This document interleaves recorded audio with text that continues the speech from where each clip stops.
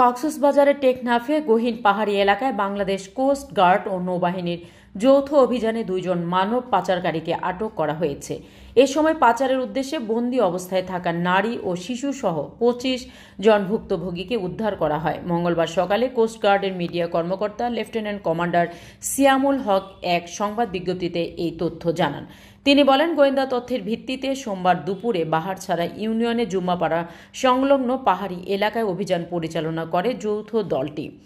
অভিযানে পাচারকারীদের গোপন আস্তানা থেকে উদ্ধার করা হয় ভুক্তভোগীদের এবং আটক করা হয় 2 জন পাচারকারীকে। প্রাথমিক জিজ্ঞাসাবাদে উদ্ধার হওয়া ব্যক্তিরা জানান, সংঘবদ্ধ মানব পাচারকারীরা উন্নত জীবনের স্বপ্ন দেখিয়ে বাংলাদেশি ও রোহিঙ্গা নাগরিকদের মালয়েশিয়া পাঠানোর ফাঁদে ফেলেছিল। তাদের আটকে রেখে নির্যাতন করে মুক্তিপণ আদায়েরও চেষ্টা চলছিল। কোস্টগার্ড জানায়, আটক পাচারকারীদের বিরুদ্ধে আইনানুগ ব্যবস্থা নেওয়া হচ্ছে। মানব পাচার রোধে ভবিষ্যতেও এ ধরনের অভিযান অব্যাহত থাকবে বলেও জানিয়েছে সংস্থাটি।